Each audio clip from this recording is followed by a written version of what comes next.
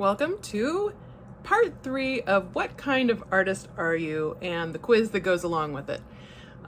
So the first 2 have been, in my opinion, absolutely wonderful. I have loved reading your responses, and I'm really happy to hear that it's helping you reflect as much as it's helping me. And let's see. Okay.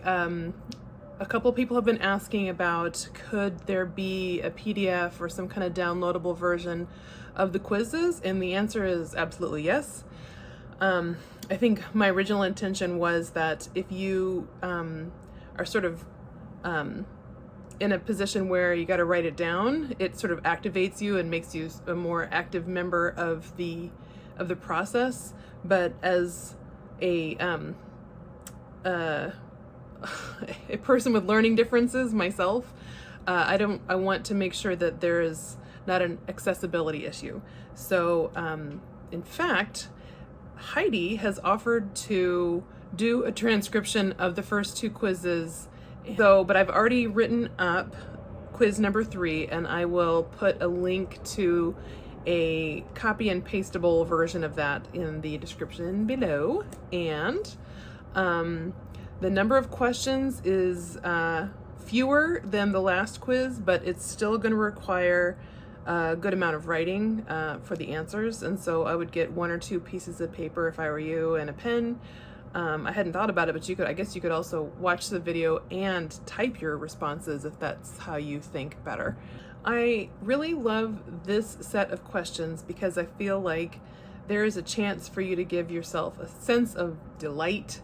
And it reminds me a little bit of a cool exercise that was put together by Andy J. Pizza of Creative PepTalk. He has a podcast called Creative PepTalk.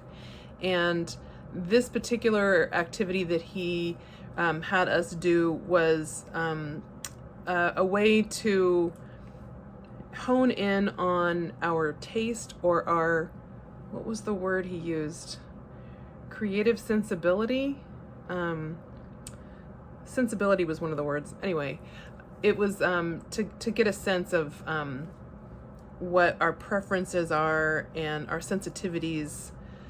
And I did this exercise with a good friend of mine, and part of the activities was to build 4 Pinterest boards that were related to 4 categories of ways to think about things. And if I can find that particular podcast, or it might have been a class actually, if I can find it, I will put a link in the description below as well, because I found it to be extremely useful. But anyway, so my friend and I did it, right? And then we shared our boards with each other, and so that we could talk about it. So, and that was really cool to be able to do that. But I'm getting to my point now. So one day, I can't remember what I was doing, but I needed to look up something that I had put on my board, or I needed to kind of get, reacquainted with like the collection of images that I had put together. And I opened up one of the boards, and I was looking at it, and I was thinking, oh, these are really beautiful. Did I choose these? It doesn't really quite feel like me. I mean, I wish it did, because it's like cooler than I am in a way. And then I realized, oh, this is my friend's board. So I'm saying all that to say, I think that there is an interesting distinction that maybe some of us have, where it's like there's who you are, and then there's who you wish you were. And I think it's okay to be who you wish you were, but I just thought it was interesting after the fact, knowing like, oh, that's not really me though. I just kind of felt it, and it's like, that seems more sophisticated than I am. And yeah, the truth of the matter is that like I really have a really distinctive preference for things that are very intense and vibrant, and it's just who I am. And even though I think subtlety is really, really cool, it's really cool. It's rare that when I'm in a making process, that I reach for a subtle option. This was really good to learn about myself, and it actually led to me asking some important questions of myself in my practice. And it actually also kind of led to me writing my book, Slow Color Project. So that's for another video, though. All right, let's get to the quiz. And just remember that these are questions for you to use however you want. And if you want it to be sort of an aspirational set of answers where you're like me, where maybe you sort of wish you were a different way, that's okay. Although I might invite you to just answer the questions that are really based on who you really are.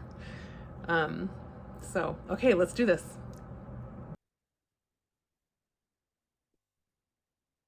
What pieces of art or artists especially moved you when you were a child? This could be visual art, music, films, shows, etc. And choose 1 to 5 works or artists and give yourself a few key words to remind yourself why they were so important to you. Now, if you need to hit pause for a moment to give yourself time to do this, that would be good, because I'm just going to go through the questions at a kind of a regular speed. What art or artists changed your life when you were a young adult? What qualities did those works have? And again, choose 1 to 5 works or artists and give yourself a few keywords to remind yourself why they were so important to you. What art or artists are currently compelling to you? There doesn't need to be rhyme or reason to this. Go with your gut and not what you think you should think is cool or good. You know, aspirational is fun.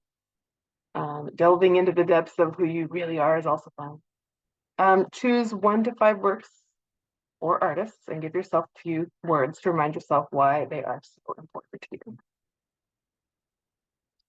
What are your guilty pleasures regarding art, media, shows, etc.? What makes them guilty to you? Choose as many as you want. Indulge yourself. These questions are about you as a fan. Do you tend to, 1, delve deep into something for years and years, like a favorite visual artist or author or band?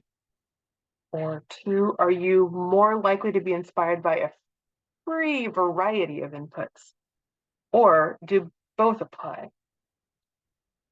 Then another question, what is a significant fan moment that led you to create something? All right, this is about your art and your creative obsessions, as in things that you're obsessed with in terms of your art and creative interests. What have been your obsessions, or more lightly, your favorite art or creative interests throughout your life? Write a list of the main ones that stand out to you now. They don't need to be cohesive or build a case about who you are now. Dream residency. If you had an opportunity to go on an artist residency anywhere in the world, starting tomorrow and lasting for 1 month, where would you want to go? And what project would you want to work on? Inspiring places. If you had a Sunday afternoon you could spend anywhere to recharge your aesthetic batteries, where would you go? And where would you go to recharge your intellectual or creative batteries?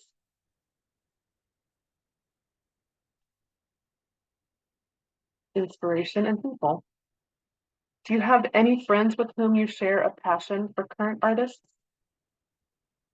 Are there any art heroes you have who feel like you can relate to based on their artwork or their lives?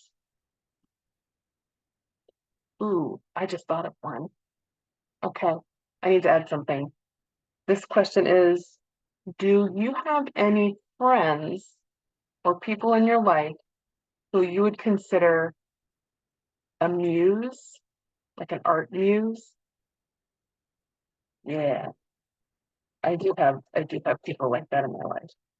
I'm writing that down. I'll put it on the PDF. Okay. Influences. Do you feel like your artwork right now resembles any other artist's work, whether accidentally or on purpose? Are you doing work, quote, in the tradition of any particular art movement or famous artist? Okay, that is it. So take some time with these questions and answers. And if you would like to share any of your reflections or answers in the discussion, that would be wonderful. Or if you see something that somebody else wrote that really resonates with you and you want to respond to them, really lovely having these conversations go back and forth. And so what I would recommend you do if you're really getting into this is hold on to your answers from all three quizzes because I believe next week we'll be ready to use this information in this very exciting way. And I can't wait to do this with you. And yay, just yay, basically. So I hope you have a wonderful week. And if you're interested in analytics, which I've pretty much thrown by the wayside, but if you're interested in them, I'll put them in the description as well. Basically, uh, I think this whole monetization of the channel, while I still am very motivated to do it, I feel like just sharing numbers is not really my deal. Sharing numbers of like number of subscribers, number of hours. So yeah, so I'll continue to put them in there for those who are interested. But I think in the future, what I'll do is um, I'll give you an overall picture of my, financial journey as an artist, I suppose, because I think it is useful and interesting. I totally love it when other artists are so open with that kind of information because I think it's beneficial. So, all right. Hope you have a lovely week, and we will see you next time for the art of making an art career.